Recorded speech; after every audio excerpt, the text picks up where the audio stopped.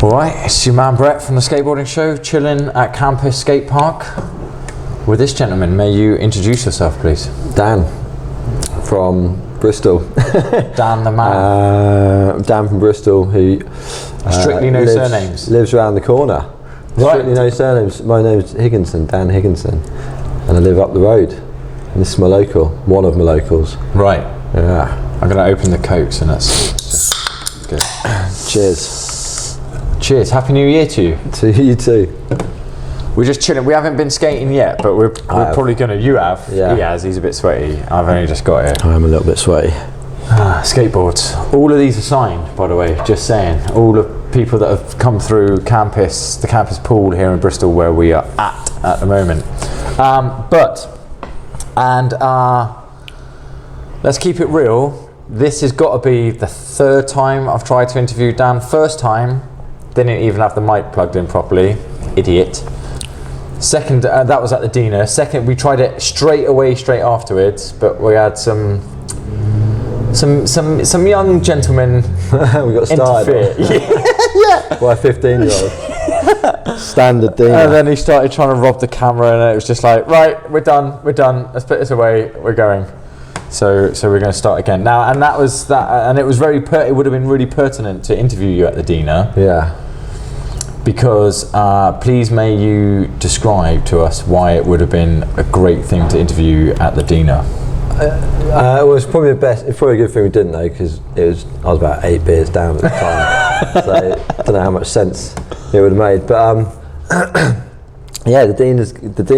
I spent a lot of time at the dinner recently, filming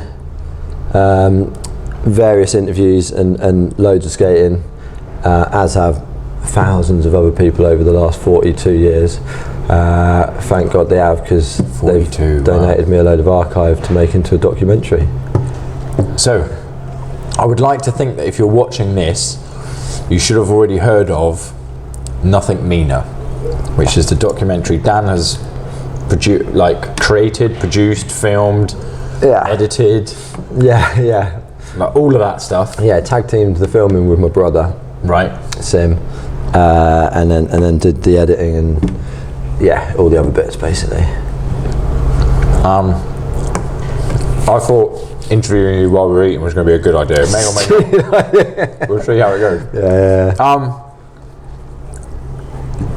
What was the inspiration for that? And I mean, I know it's kind of obvious that like it's the Dino. What more do I need to say than that? But so a while ago, basically, I've always wanted to make something about the Dino, a film about the Dino, being a filmmaker. And then when the flyer for the 20th anniversary of Fun Day came along, I was like, it's got to be done. So called up Dill, floated the idea of him. He was loving it. He just sent me about 20 numbers of people that were relevant and that I should hit up. Started hitting them up, working out what the sort of story was, finding out who had archive, if it still existed or if it was accessible, and just delving in. Like I had a base knowledge of the history of the Dino and understood that there was a park there beforehand, and was kind of fascinated by that. Because I'd never seen it. I arrived after the revamp in Bristol, and then I wanted to kind of you hear people's names floated about and tricks floated about that I like. Wow, so and so did this, or like so and so killed it back then, and that's just massively intriguing when it's your local and you skate there all the time, and like you just want to. I just had a fascination with finding out more.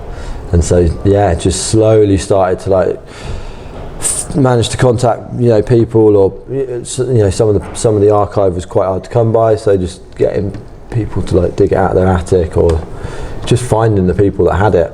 But it was a fun wild goose chase that when the tapes came in, it was satisfying to see the footage. Did you have I just want to centralise this a little bit more. That's just nice. That mid-interview edit, just to make sure that you're properly in it. All about the framing. So because you're right, there's a lot of urban myths about the Dino. Yeah, definitely. Oh my gosh. So okay, let's start with that then. So did you ever find out anything where you were like, oh, that was just an urban myth that didn't actually ever happen down here, or is it one of those things where it's like everything you've ever heard actually happened and then some? Everything, like from my sort of position now, everything that I was told, everything that I put in the film has happened. A prime example was Danny Wainwright mentioned that someone died behind the ramps, and then I noticed like I can't remember, got a comment or someone was like, he was my mate, and like had a little story about how it happened and things like that. So like all of the little bits and bobs that I've brought up, talked to, had photos of, there's a backstory to all of them. Pig Dog's got 1,000,001 stories about every photo that I've posted on Instagram. Big up Pig Dog. Which is amazing. There's so much stuff that I guess wasn't documented back in the day that I've heard about that, you know, I'll never see the evidence, but I'm you know, there's no doubt certain that it actually happened. I'm sure there's a VHS tape somewhere with footage of the Natas demo, because I got photos, but there was no matter how hard I tried, I couldn't find anyone with footage. So because you just presume even though like it was back in the 80s, someone would have had a video camera. So who knows, maybe that'll come out one day. Because I think that's the thing. I think, how old are you, if you don't mind asking? 35. You're 35, okay, yeah. Right. So, no doubt you remember skateboarding in the days when we didn't have, you know, cameras in our pockets on our mobile phones. Yeah. That like, you know, that old story about all the best skate video footage belongs to a security company somewhere, it's all on CCTV. Yeah. But then even pre those days, where it was just like, if you weren't there, you didn't see it, and it's as simple as that. Yeah. Because so bringing that back to this idea about, you heard all these legends and all these stories about stuff that has happened down there. Yeah. Because we're not only talking about Bristol legends that were there, but like you've already alluded to with the Natas demo, like international legends that have been down there, like internationally world-renowned skateboarders that have like just pulled stuff off down there. Yeah, so the Cardiel Gap was the big one. Like probably everyone that I spoke to was like, right, well, there was this demo back in '92, Cardiel gapped from first to third. And at this point, I'd not even seen footage or proper photos of first to third. I had no idea what they're talking about. And then, like, you slowly get bits and bobs, and then eventually I got the footage of it, and I got the wide lens angle first, and it's like, fuck, that is fucking massive. In fact, another little story. So since then, someone's got in touch with me. He's like, yeah, I after seeing that, I tried that later that day and dislocated my knee or something. So like, it's just funny. So many little stories have come out from the and that, you know, that guy's probably 40 now. Yeah, I mean. Well, I mean, that was okay. So it's nothing. It's not even a story, but it was my 13th birthday, so it would have been February 1992. Yeah. My dad drove us down, me and some of the older, bigger boys from my village near Cheltenham, and like I couldn't skate any of it. I was scared. I didn't know what I was doing. I wasn't good enough. The snake run went down one side. I didn't even ride on it because I was like, I don't know what I'm doing. That's gonna, like, I'm not even good enough. I could just about roll in and roll out of one of the bowls. One of the bigger boys was rolling in and ollieing out of like first bowl. I mainly skated like the flat bank at the top, all of which is all grassed over now. Yeah. And there was a bigger, older boy there who had a independent T-shirt, but it said drug dependent on it. You're like, whoa. And I was like, my dad is never going to allow me out skateboarding ever again. Like, this is it. Like, oh my God, I'm in so much trouble. But yeah, I mean, that's one of my stories. And I massively regret, I was in Bristol for about 6 months. Academic, like sort of about September 97 through to about March 98, when I was supposed to be doing university. And because I was living right in the centre of Bristol, I only ever went to like College Green or Lloyd's.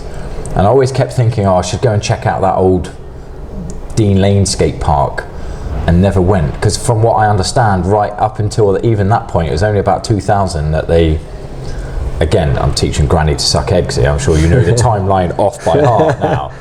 But correct me if I'm right, it was about 2000 that they sort of grassed it over and changed 1999 was the revamp. Was it? Yeah. So I could have gone and skated that old setup every day. but I was just too like, I want to go street, man. I want to go skate, Leeds, man. Yeah. Jump off stuff. Yeah. When really I should have just been like tearing it down the hill at the Dina. Still time though. There's still time. There is, right? Still there. Because I mean, that's like, it's a skate park built on a hill. That's there's a good thing basis to start. Yeah. Yeah, that's kind of what, if you want like the elevator pitch for the documentary, the thing that I always tell people is it's like one of the oldest skate parks in the UK. I haven't got exact information on which is the oldest, but it's like, you know, it's up there. It's up there with like Rom and Livingston. Exactly, yeah. And then it's the only one built on a hill. Really, like the majority of the park is on a hill. Or built using the hill. Using the hill as part of the park. So like that gives it an extra edge in terms of, you know, uniqueness and difficulty to skate, which is what people, I think, love about it. Kind of love hate. Yeah, for sure. Yeah, because there is a,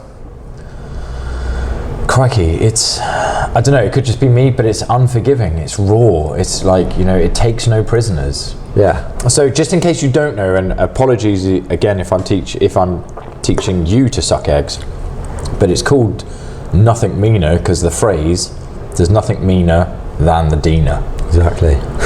Because depending on what generation you're from and where you're from, a common nickname for the skate park is the Dina because it's on Dean Lane in Bedminster. But what the original name for the park is Dame Emily. The Dame Emily Smythe Park. Yeah. So talk us through, because I know you know that story, so talk us through roughly the original. Okay, so basically from what I understand, there was an old mine in the middle where the bandstand was. That was the entrance to a mine, and many years ago, over 100 years ago, there was a massive accident, one of the biggest accidents, mining accidents, and they basically decided that accident led them to change the laws in mining and the age of people that could mine and and make mines much safer. And was because in those days we're probably talking about kids being down there, kids, women, all sorts, like you name it, and so basically that was the beginning. That law change was then the kind of the beginning of the, I guess, the moving on from mining. Right. I mean, I'm just a skater. What do I know? But I've watched some videos. There's a good video on the M Shed website. Right. Okay. I posted it on Instagram, or the bit that's kind of relevant. So it's worth watching. Anyway, and then they, once the mine was shut, the land was owned by the Smythe family. And there's Dame Emily Smythe and Greville Smythe, the two parks in South Bristol, basically. And that family donated the park to the people and said, look, this is a park for all the people to do what they want. I think there's some law that says that because they've donated it, you can't build flats on it, basically, which is great. And then I guess at some point they went, what? Let's build a skate park, and good on them in 1978. And if I remember rightly, you were saying that bandstand is like an original feature that was put there all those 100 That was a memorial bandstand for the accident. Yeah. Right. So that was put up in memoriam of that, and specifically located there because that was the entrance to the mine. Yeah, exactly. Wow. Okay. So everyone who's skated on that bandstand, every DJ that's put up a DJ desk, every punk band that's been on there, is part of a history that dates back at least a good 100 years. Yeah. Yeah. Wow. Yeah. There's crazy pictures online of the mine. It's fucking massive.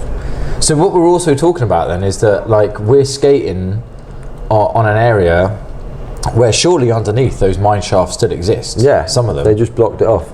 Because they wouldn't have gone in there and like filled it in. They wouldn't have bothered with that caper, would they? They would have just, like you say, just like. Yeah. I mean, I'm not a mine closing expert. I've never had to shut a mine, so I wouldn't know what they do. I'm no figure of authority on these things. But, yeah, nor am I. I'm just guessing that the easiest way. There's mines under loads of Bristol. There's a mine tour you can do. Wow. Yeah, I think.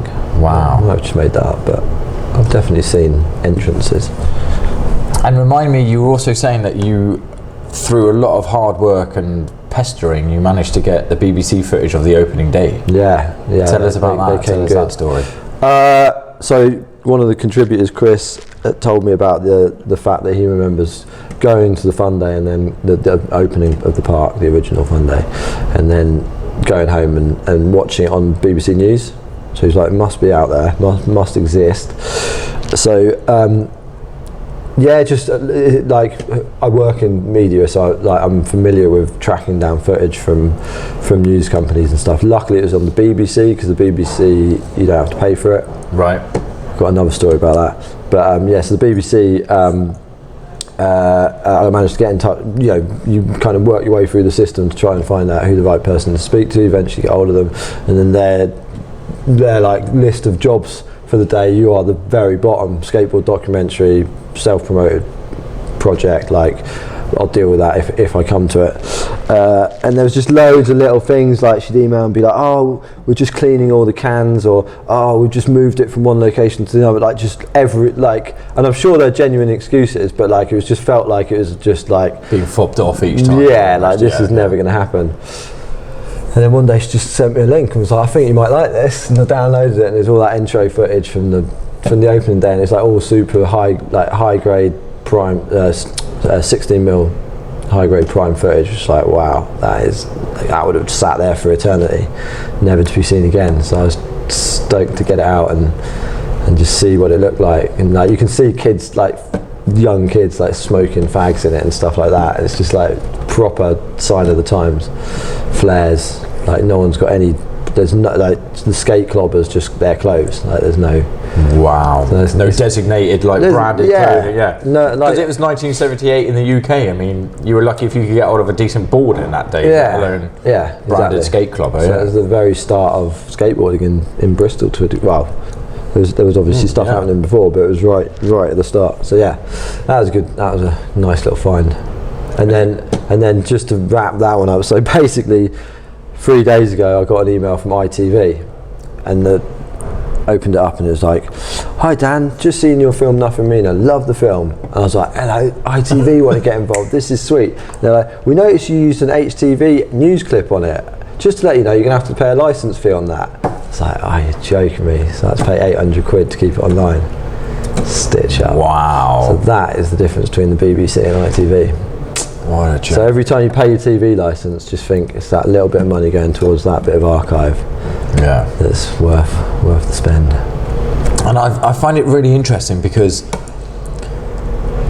whoever sorted that out for you, obviously it's very kind of them to sort that out and send it to you from the BBC, but I sometimes wonder if these people, and they may do and they may not, and who says that they should do, but they may not just understand what that bit of video footage means to the skateboarding culture and to the skateboarding culture, both here in Bristol, here in the UK, and possibly even worldwide. Yeah, it's hard for these people. I had this when, like, all those years ago when they started the Save South Bank campaign. Yeah, it's like you don't understand that this isn't just some spot that people have been skateboarding in. This is like a world-renowned spot that people know about. Like I've met, enough of these boards are signed by Americans who will say stuff like, oh, we want to skate that big 3-ledge spot and that like famous skate park that's like really old that you got around here, man. We want to go and like I've interviewed Jules down at the Dina. I've interviewed Willis Kimball and Kevin Brackle from Creature, Clay Craner. And all of them are like, this place is amazing. Yeah. This place is raw and it's like pure skateboarding and there's no pretension here. Willis Kimball was just like he said it. He said, this place is about skateboarding. And you knew what he meant by that was it was about the actual act of doing skateboarding, not the trend, not whatever cool thing is going on at the moment, not whatever bollocks clobber you're supposed to wear or trainers you're supposed to wear. It's about the act of doing skateboarding. Yeah, man. Yeah. So yeah, I mean, there is a vast history. I mean, give us some of the timeline then, if you can. So it's built in spring 1978. Obviously, watch the documentary. Yeah. I mean, there's even the dates in there. Right. But yeah, it's built in spring 1978. Then the next kind of landmark, I guess, is Natas demo, which I better get this right. Pig Dog will kill me. He even sent me an email. Pig Dog, comment below if he gets it wrong. I think there's two. I think they were 2 years after each other, or 1 year after each other. Let's say 87 and 88 maybe. Okay, so we're looking at 9-10 years after it being opened. Yeah. And those 9 or 10 years will be a really massive difference between what people were doing down the skate park in 78 to what they were doing in 87. Yeah.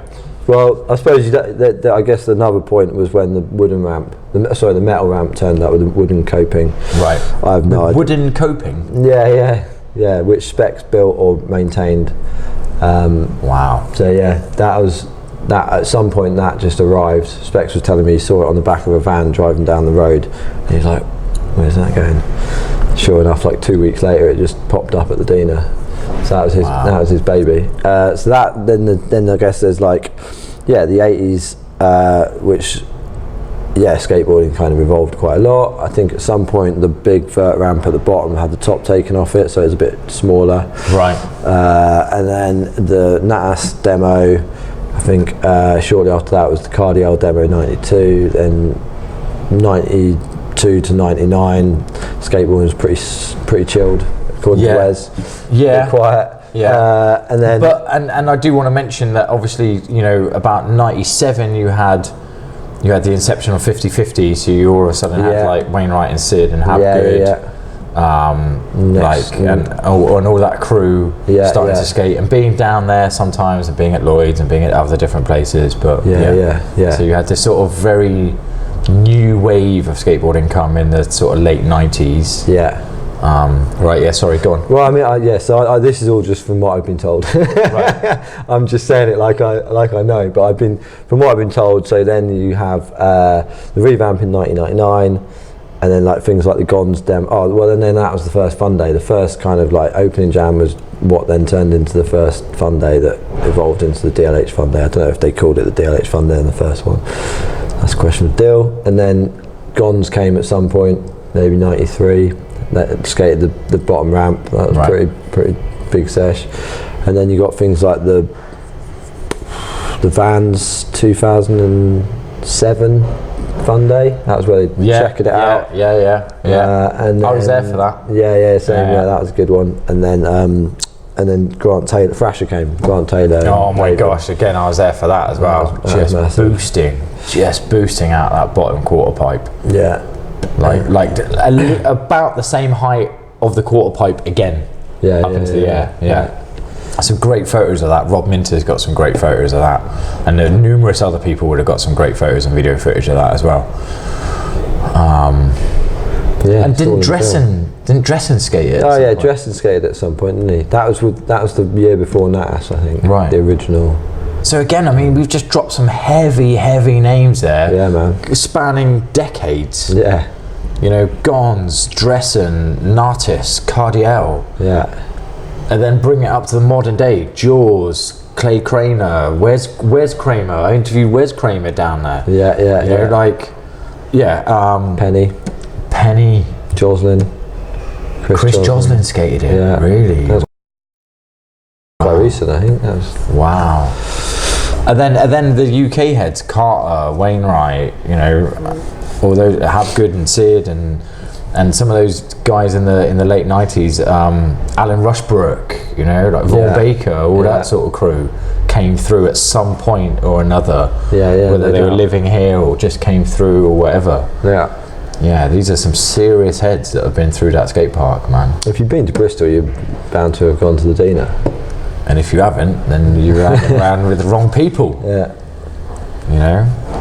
Famous stories about Carter and Penny at that Supra demo. Do you hear about that? No. Just they couldn't find Penny anywhere. He'd been drinking in the pub with Carter, and Leo wanted to shoot a photo, and Penny just like busted the biggest melon to fakie, or I think like just something like he turned up. Yeah, just turned up and just got it done. You know, Nice. like typical Penny style, just Sick. like killed it straight off. Yeah, fair play. And they were like, oh right, okay, thanks. Okay. Yeah, job done. Yeah, we shouldn't have bothered stressing about not being able to find you, because Yeah. just got it done. Yeah. Wow. And so now we're looking for, wow, what's this got to be, like the third iteration, maybe the third new lease of life to give to the Dina? Tell us about the fundraising that you're doing at the moment and what that's for. Yeah. So yeah, just basically off the You back are now of the film. public face of the Dina, by the way. No, so, I'm not. no. Definitely not that. No one is. No one can claim that. So basically, the basketball Maybe court, Specs. the third basketball court. Maybe Specs a little bit. Yeah, he's If the anyone's king of the Dina. King of the Dina. There you go. There's Right. no Sorry, doubt big about up, right. that. So the fundraising. So the third basketball court, which is just a complete pointless waste of space, which apparently there was initially talk about having it smooth and making it skatable. Right. Whether or not they just ran out of funds when they were redoing the basketball courts or something, I don't know. But I think access was also an issue. Right. But having made the film, I wanted to do something sort of constructive for the park off the back of it, and it seemed like, because people, you know, as soon as you make something like this, people are kind of remembering their love for the Dina.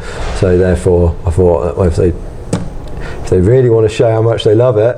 Don't look at me about love for the Dina. I'm still scared of it. I don't love it. I'm still scared of it. I'm 40 years old and allegedly can do a little bit of skateboarding, and I still go there and I'm just like, oh my god, what am I doing here? I'm well out of my depth. All the bigger boys. Well, are this is why this so I'm getting, you know, I like to warm up as well. My legs aren't. My legs don't enjoy you know, warming up on the cheese.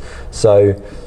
And part of me hopes that people don't think, what the fuck are you doing? Why are you making a smooth flat bit of the Dina? Because like the Dina's not about that. But at the same time, I got 2 young kids, so you know I'd love the younger generation to have somewhere that's not just a steep hill to hurl themselves down straight away. Yeah. And as you get older, it's nice to have somewhere smooth. And also, it's just dead space, so it's like, it makes perfect sense. It's just, it is like you've got a perfect spot next to a brilliant park that's totally unused. Let's see if we can raise some funds to smooth it out and put some stuff on it, is the plan. I don't normally overthink things before I do them. I just sort of, that, do you know what? That is the best thing about social media. If you put a post out there that basically just says, I'm going to do this, and then you gauge the reaction, but by putting that post up, you've committed. You're doing it. You're doing it. It's happening. And then you start thinking about it. So like, then you're like, oh, how am I actually going to do this? Yeah, and then you start working out the nuts and bolts of it. Which talk to us about this innovative idea that you've got with it being 2020 at the moment, the year. So so basically to try and keep the momentum going for like people being aware of the fundraiser, we're doing a 2020 trick challenge. Basically, it's 2020 skate donate. It just rhymes. It's whatever.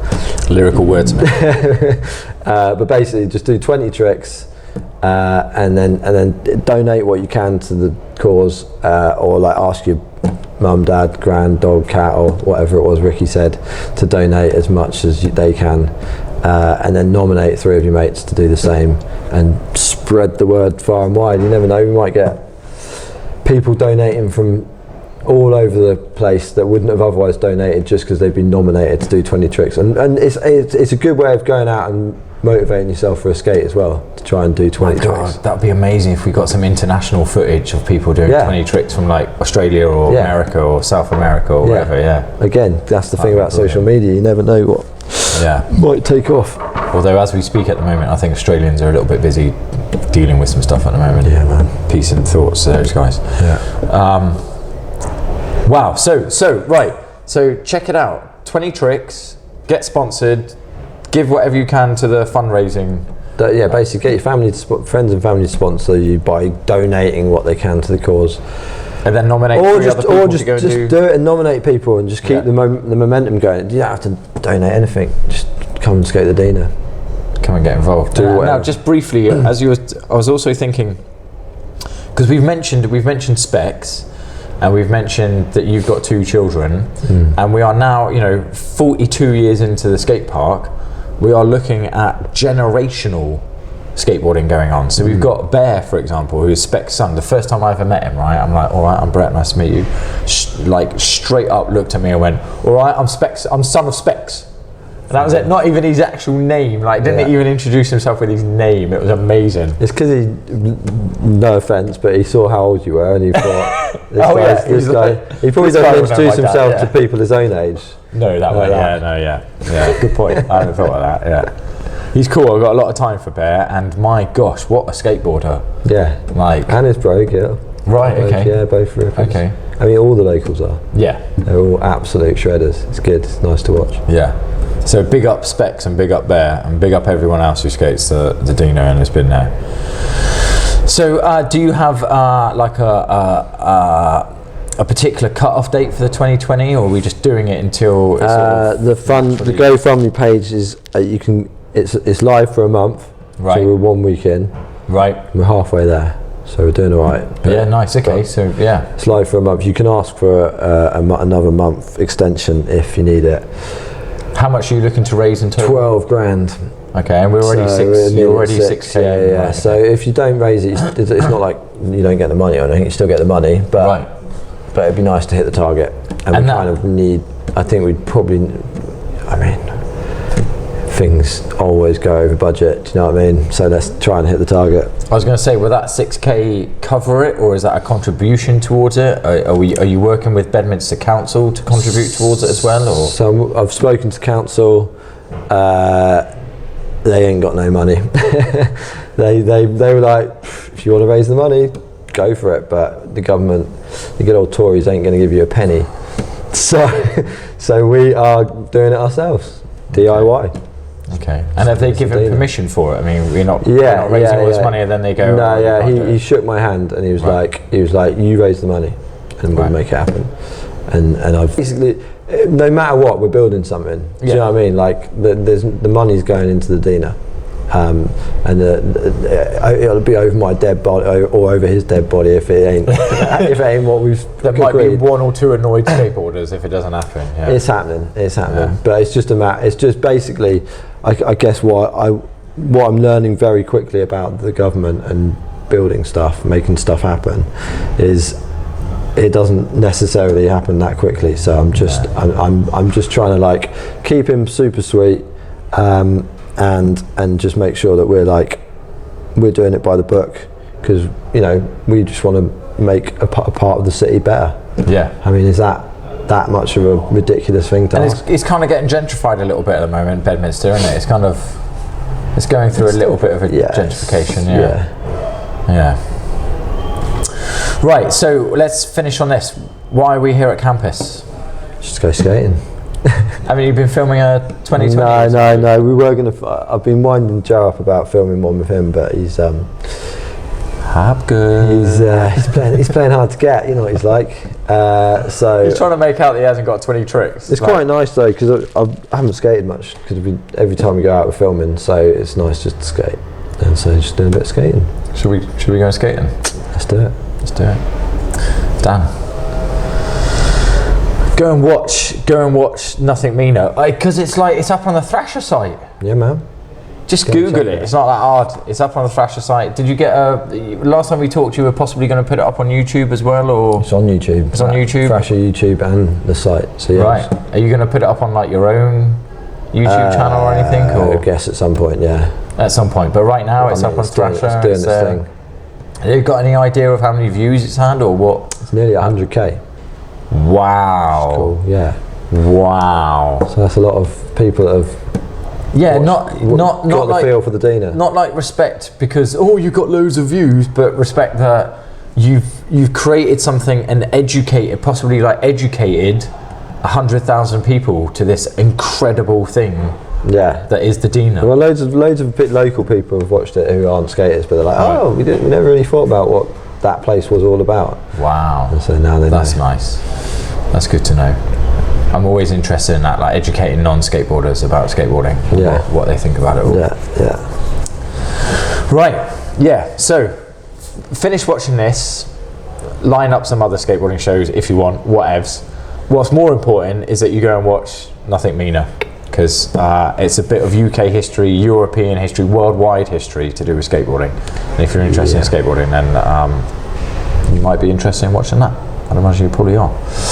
Dan, thank you very much for your time. Let's go and have a skate. Let's do it. Say goodbye.